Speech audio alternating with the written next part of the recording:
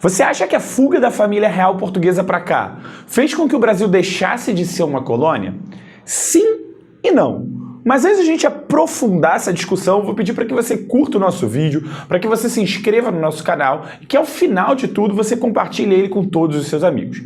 É importante entender, e você viu isso no nosso vídeo 1808, como que a família real portuguesa veio para cá fugida, às pressas, porque Napoleão Bonaparte marchava sobre Portugal. E Dom João VI, príncipe regente de Portugal, tinha duas opções.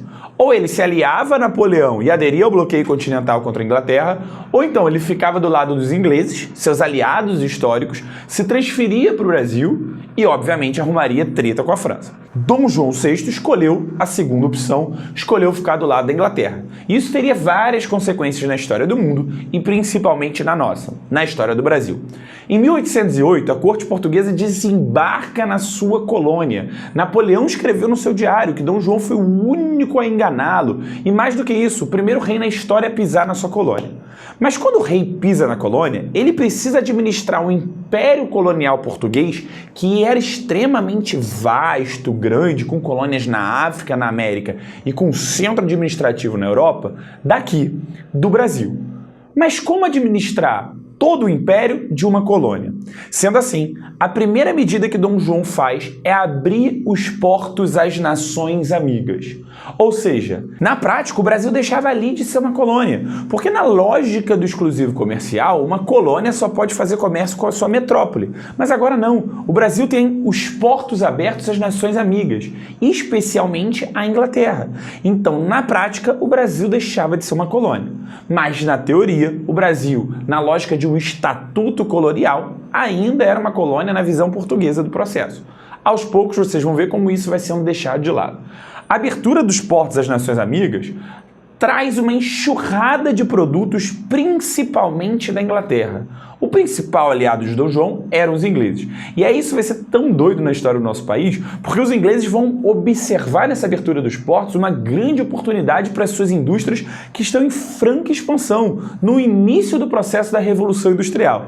Os produtos ingleses vão ser tantos, mas tantos no Brasil, que se tem relatos que dizem que vão chegar patins de gelo, esqui, aqui no Brasil, nos trópicos.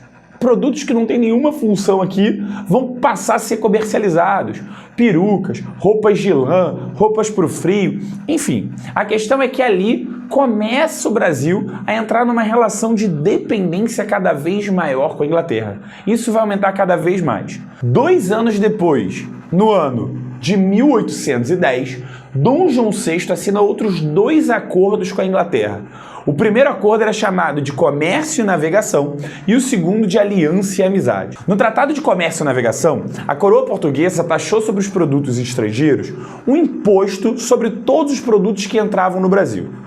Produtos vindos de fora, de vários lugares do mundo, pagavam 24% de imposto. Produtos portugueses, obviamente, tinham vantagem no imposto, só pagavam 16%, muito menos do que os 24% aos demais países. Acontece que os produtos ingleses pagavam 15%, menos do que os produtos portugueses.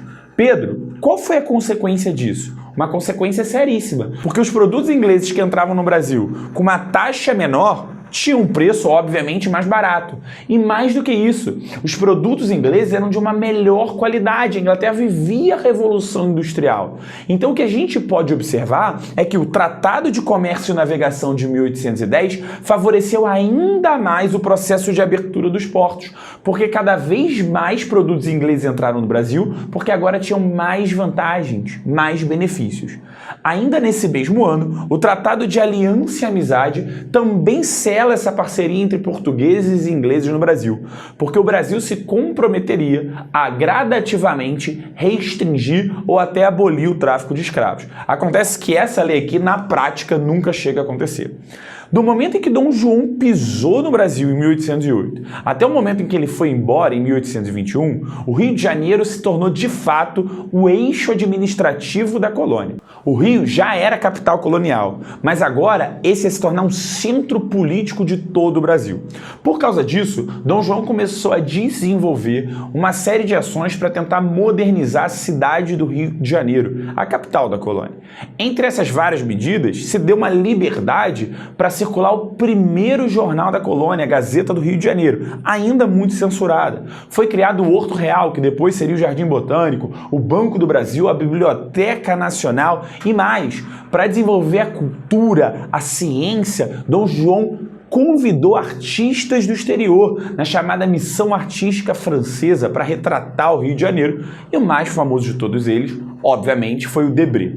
Em 1815 as coisas começaram a mudar assim aceleradamente. Os países que tinham tido monarcas destronados por Napoleão se reuniram então no chamado Congresso de Viena, com o objetivo de reestabelecer a ordem que o Napoleão tinha destruído. Acontece que o rei de Portugal não estava em Portugal, ele estava no Brasil, ele estava na colônia. E pelas regras do Congresso, ele seria impedido de participar do Congresso de Viena, que era um congresso muito importante para a geopolítica da Europa. Por causa disso, Dom João tomou uma medida que vai afetar substancialmente a história do Brasil. Qual foi? Ele elevou o Brasil a Reino Unido de Portugal e Algarves. Agora, oficialmente, o Brasil deixava de ser uma colônia. Não era um país independente, mas era um Reino Unido de Portugal. Olha como o período joanino influenciou diretamente na história do Brasil. 2 anos depois de elevar o Estatuto do Brasil a Reino Unido de Portugal, Dom João ia enfrentar sua primeira grande revolta interna, a chamada Revolução Pernambucana de 1817. Nela, valia o antilusitanismo, o ódio ao português, se questionavam os altos impostos que eram cobrados sobre o Nordeste para sustentar a corte que estava no Rio de Janeiro, se questionava as desigualdades sociais e regionais, principalmente o abandono do Nordeste do Brasil. Dom João, a coroa portuguesa, conseguiram conter o movimento, conseguiram derrotar o movimento. Mas esse movimento foi um sinal das coisas que iam acontecer no futuro. Por quê? Os nordestinos não iam aceitar passivamente essa preferência ao Sudeste em detrimento do Nordeste. Acontece que 3 anos depois, em 1820, as coisas começam a ficar mais sérias, porque em Portugal vai se formar um movimento conhecido como a Revolução Liberal do Porto, que é liberal por um lado, mas bem conservadora por outro. Liberal porque deseja limitar o poder dos reis portugueses, com uma monarquia constitucional, onde ele tem que obedecer ao parlamento, meio no modelo inglês, mas ao mesmo tempo conservadora, porque esse movimento que eu estou falando para você, ele vai exigir o retorno de Dom João a Portugal, saindo do Brasil, e vai exigir a recolonização do Brasil. O Brasil não tinha que ser Reino Unido, ele tinha que voltar a ser colônia. A Revolução Liberal do Porto vai deixar uma marca e uma consequência gravíssima na história do nosso país. E se você quiser aprofundar o conteúdo sobre isso, a gente tem um vídeo que fala sobre a independência que se chama 1822. Lá a gente destrincha a Revolução Liberal do Porto e adianta a matéria chegando até a independência. Deixa aqui um comentário com as suas dúvidas. Valeu!